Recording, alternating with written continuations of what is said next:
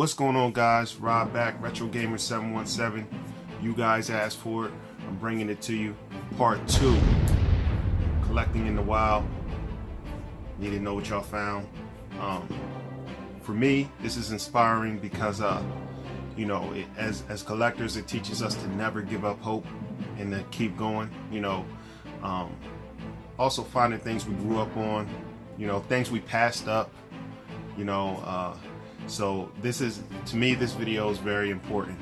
And you know, I got requests to do another one, so we're gonna knock it out. I got 3 guys here with me today, and they're gonna talk about what they found. I got a Twitter and an Instagram now, so you can check Retro Gamer 717 out on Twitter and Instagram. So let's get it. Without further ado, let's get this started. Mark, take it away. Hey everybody, this is Mark the MTShark here, and I'm on behalf of Rob from Retro Gamer 717 to talk about one of my rare finds while looking for games out in the wild. So I don't normally go looking for games out in the wild just because I really don't have a whole lot of time to, but this one instance I did, and I came across something good. So what happened was I was coming home from vacation with my girlfriend and my daughter, and we ended up having to stop for gas. So we could have stopped for gas, and attached to the gas station was an old video rental store. I was like, oh, why don't we check out this video rental store? So we go in, and I go see what they have, and sure enough, there's in this corner of the room, which caught my eye, was a bin full of like plastic boxes. I'm like, oh wow, what the heck is that? So I go in, and upon further investigation, I find out they're Nintendo games. So I asked the person at the counter, I'm like, oh, how much for the games? She was like, oh, they're like $5 each. So I'm like, okay, cool. So I'm going through the games, looking at what they have, and some of them were common stuff, which I ended up picking up because I didn't have them in the collection. But this one game was, which at the time I didn't realize how valuable it was, but that game in question is Disney's Darkwing Duck on the NES. And it came in, I took it out of the case so you could see the game. It came in this plastic rental case, I guess they had, with the name Darkwing Duck, Nintendo. Yeah, so, and I was thinking about taking the stickers off, but I decided to leave them on there because I like how it shows like the history of the game and where it was. So, yeah, I guess back in the day, when like you would rent this game from like this mom and pop video rental store, it would probably be like sitting like this on the shelf. And you'd get it and have the name of the game. I guess that's like G331, I guess that's where the game was located. So that's kind of cool. It says Corner Videos. So, and for $5, like I couldn't, like I mean, it was a Capcom game, so I know I had to have it. I didn't have this in the collection anyway, so I thought that was a great deal. So yeah, that is my story of one of my rare finds while out in the wild. I want to thank again Rob for having me on his channel with this segment, and yeah, take it away, Rob. Thanks for sharing, Mark. Yeah, I remember Darkwing Duck. Capcom at that time, they were just very smart to pick up the license to do a lot of these cartoons, from DuckTales, Darkwing Duck, Aladdin. You know, I remember some of these, but some became more rare than others. So you know, that's why these days I try to look out for anything Capcom. Next up, we got a guy I've been watching for a long time. Always inspired me, always out hunting, looking for good deals, and some of the stuff he found, I'm just like, oh my god. You know, he makes me want to drive up to Ohio and just stalk him and follow him around for all the good deals. CM Retro, take it away. What is going on, people inside that internet machine? I am CM Retro Gaming, and first of all, I want to give a shout out and a thank you to Rob from Retro Gamer 717 for allowing me to be with you here today, talking about our most rare, most valuable, most hard to find, most obscure game pickups that we have found in the wild. Now, full disclaimer, guys, I am very, very fortunate. I am blessed with the schedule that I have. I work third shift, so I can go to garage sales on Thursday, Friday, and Saturday if I choose. And I'm also off on Mondays and Tuesdays, so I can hit thrift stores early in the week before any of the resellers or sharks get there. And because of that, like I said, I've been very blessed, and I've found some really cool stuff. So we can't talk about anything that I'm going to show you or my channel without talking about this game right here. Mega Man X2 for the Super Nintendo. I got this at a pawn shop for just $5. I sat in my car after I purchased it, and I said, you know, I can make a YouTube channel as well. And this game right here is the reason why I have a YouTube channel. So it'll stay in my collection for a long, long time. All right. I'm going to show you my best garage sale pickup. I went to this garage sale. Lady brought out a blue box of Nintendo boxes and manuals. No games. She had a Nintendo, had Contra in it. I said, what do you want for everything? She said, $40. I gave her $40. I said, you mind if I check, make sure the games are in here? The games were not in there, so she gave me $20 back. She was like, no, just take it. So for $20, of course, we sold Contra and the NES, so all these boxes were free. There was about 20 boxes in there, Kirby, Tetris, Ninja Turtles. But here are the 3 best boxes and manuals out of that. Darkwing Duck. Of course, I've since bought the game for them. Ninja Turtles 3, The Manhattan Project, and this is cool right here, guys. Battletoads Double Dragon. It's got the manual, the Battletoads, Battle Maniacs poster. Everything is in there.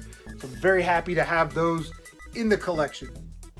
Probably one of my best thrift store finds of all time. This is a great story. I walk into the thrift store. This has happened to all of us. Where we're walking into a thrift store and some other reseller, some other shark is walking out with 2 bags full of goodies. He got N64 stuff. I could, you can tell. And I walked in. I was like, well, I'll see if he left any scraps. Maybe he left an obscure game or something. I look down on the floor behind the display case, and I see this bad boy for $12. So he totally missed the Pikachu edition Nintendo 64, which I don't even play Pokemon, but I love Nintendo 64, so that was a really cool find. $12 for a Pikachu N64. One of my other favorite things to do is check auction sites. They're kind of hit or miss, but sometimes you get some good stuff. This auction ended, it was like $5.80 something cents with 5 items in the lot. Now, it comes out to be $1.20 per item. One of those items was Rival Schools for PlayStation 1. Another cool item in there was the manual for Einhander, which I still have. So if anybody needs a manual for Einhander, let me know. I'll sell it to you, or we can work out a trade. But definitely the best item in that entire lot was Mega Man Legends 2.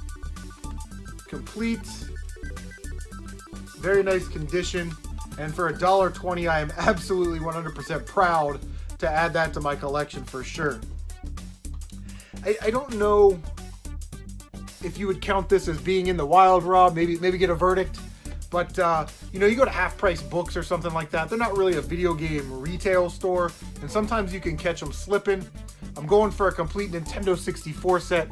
So when I saw this game for $50, I was going to buy it right away. And that game was Super Bowling. For the Nintendo 64, as you guys know, that goes for a little bit more than $50. But the coup de grace in there was it also came with the manual, which is also very obscure. This is one of those blockbuster exclusive games. So at one time I originally thought about selling that manual. I figure I'll just keep it, hold on to it. And because I was going to sell that manual and get Stunt Racer 64, like buy another game that I needed, but oh well, we'll just keep it in the collection. And the last thing I want to share with you guys today, I always tell everybody I'm into gaming, family members, friends, because you never know what they're going to find, right? So my boy Brett Hamilton texts me a picture, and he's like, hey, I'm at the pawn shop in my area. I saw this. I got the guy down to $42. Do you want it? And I was like, hell yes, I want that. So for $42 from a friend at a pawn shop that I'd never been to before, we picked up a complete in-box working Virtual Boy, which is amazing. Comes with the Mario Tennis game that's supposed to be in there. That's in there. But when I opened the box, it got even better. There was a complete in-box copy of Red Alarm, a complete in-box copy of Mario Clash, and a complete in-box copy of Wario Land. Amazing. That's just some of the stuff. I've got some crazy toy finds, some Centurions, some rare Lego finds, stuff like that. But the video games have been very kind to me. And if you stay persistent and you work out a schedule, stay on your budgets, hit your goals, you guys can find some awesome stuff in the wild as well. Again, thank you to Retro Gamer 717, and we will see you on the next one. Take care of yourselves. Yeah, CM, man, I remember, a lot of those things you're showing, the Pokemon Nintendo 64 at the time completely went over my head, maybe because I was a little older at the time, and, Pokemon just didn't get me excited, but now it's just like I'm kicking myself and keeping my eye open too. Super Bowling, right over my head. That game, I mean, even the mediocre cover would have just went right over my head at that time. I was looking at the Marios and some of the other games. So congrats to you on that, and I hope you can find a box for that. Good luck on that N64 complete set too, man. Keep us posted on how that works out. Next up, we got a gentleman I've been watching for a long time. Definitely inspires me. Some of the things him and his friends find, I flew out to Seattle on a business trip a few years ago, and I really wish that I would have took the time to look around, but I wasn't in game hunting mode at the time. And I know some of you are like, you're always supposed to be in game hunting mode. It was business, but he makes me wish I would have looked around a little more. Radical Reggie, take it away. Hey, thanks for having me on, man. So, with all the collecting I've been doing over the years, man, most of the deals were found back, I would say, through 2011, 2000 up to 2015. That's where I kind of like stopped going out and like buying a lot of stuff because prices have gone up. It's hard to find things. But we're gonna look over a couple of items that I got great deals on. One item in particular I don't own anymore, but I will show you the reproduction I have of that game. So let's take a look. All right, so the first game here is actually the Ring Terror's Realm. I actually got this at a clothing store, which is pretty hilarious. And I'm going to show you the other game came with this. Everything, there was like a little consignment case they had, and the consignment case had games inside of it, and they were all set at the same price, $10 each. So I got the Ring for $10, and this was kind of, well, this is not the game that started, well, the next game I'm going to show you is what started my Dreamcast collection. And getting a gem like this for $10, I mean, was really amazing. This game back then when I got it was worth $100, and getting it for $10 was pretty amazing. So this is Illbleed, unique survival horror for the Dreamcast. Definitely a must-have if you're into survival horror. And the next Dreamcast game I got at Value Village, I was looking through the CD cases, and I found this for like $3. So this was a little bit after, about maybe a year after I got the first two games. So pretty amazing deal. I mean, my Dreamcast collection has really come far, and I only started back in 2014, so this is pretty amazing. All select titles here. Alien Homid is a game I got this actually from Pink Gorilla years ago, and this was actually $10. So a complete copy of this game. Pretty amazing. And I would just happen to walk by and go in the store and say, hey, let me see what they got, and I found this gem in there. So pretty amazing. So funny story about Kuon. I actually got this from GameStop used back in the day. I think it was like $11.99, and I ended up selling it after a while, and I always regretted that. So the game started going up in price. It was around, I think it was going around $70 at the time. I went into this store, this hole-in-the-wall store, and this guy was crazy because he always looked everything up. But luckily for me, he wasn't there that day. His employees were there, and his employees they weren't like all like crazy like him looking everything up, because he had nothing priced in the store. So I pulled out this game and said, hey, how much would this be? And the guy said, I don't know, $10. And I was like, yeah, sure. Give him the $10, good to go. Now this game is worth, like, people are actually trying to pay $200 for this game. Is it worth $200? No game's worth $200, but it depends on how much money you got to burn, I guess. Now what you see here is a reproduction. This is Co Flying Squadron, Popful Mail, and Snatcher. But I used to own the original Co Flying Squadron, and I actually got it at the time. It was going for $300. I ended up getting it for $100 from a seller complete. years later, though, I ended up selling it to my buddy Casey because I actually wanted to buy some more PlayStation imports. And when a game gets me so much money, I just don't like hold on to it. I don't like touching it anymore. And it was the last game Casey needed in his collection, so I sold it to him for a good deal. And now that game goes for $1,500. Pretty crazy. All right, man. Thanks for watching. Sorry for the delay, bro. Just really busy. But anyways, guys, hopefully you enjoyed this video. Those are my picks for more games I got for great prices out in the wild. So I'll leave it back to you. Reggie, man, I'm doing a series right now. I Dream of Dreamcast. I know y'all waiting on that part 3. It's coming sooner than you think. Kuon, $10. Come on, man. That's gonna piss a lot of people off watching this video. Like, oh my God, where was I at? But I guess it's on me. So I guess I'll start with this. Actraiser, complete in box. Found this at a mom and pop game store for about 30 bucks, complete. Has everything here, even the poster, guys. And I won't show this guy's information, but the original guy who bought the game with a Square Enix card, you can see right here, it's in here too. You know, he answered all the questions and the games he's into. That's pretty awesome. Came from New york at a retro store in New York when it was first released, day 1. So I think that's pretty awesome. While we're on the Actraiser wave, Actraiser 2, I got this for about 10 bucks more, so about 40 bucks. Same situation, just had a guy who was looking to sell it, and I got it off the marketplace, and he said the manual's kind of mangled, so looked like his dog was chewing on the manual. But hey, look these games up. They go for way more than what I got them for, complete in box. And here's a little tip for y'all, something I do. I keep a bag full of Super Nintendo manuals. I mean, it's thick, guys. I got like from some common games to some very rare games in here, and I just hold on to them until I can piece together my collection. So that's just a little tip for you guys if you're collecting for Super Nintendo. Next up, Lunar Eternal Blue. Again, I was on OfferUp. Guy had it on there for 20 bucks. It's missing the manual and, you know, that slip case and those other things, but for 20 bucks, guys, I mean, you know, it goes for way more than 20 bucks. Marvel vs. Capcom 2. And these couple Dreamcast games I'm showing you should be waiting until the part 3 of the Dreamcast series, but I decided to throw them in here anyway. Got this for about 40 or between 40 and 50 bucks. I can't really remember. It was a mom and pop shop, and you know, I was out hunting with some of my partners in crime, Hob G's, and he flew up here from Texas, and we were out hunting, and I said, man, that can't be right.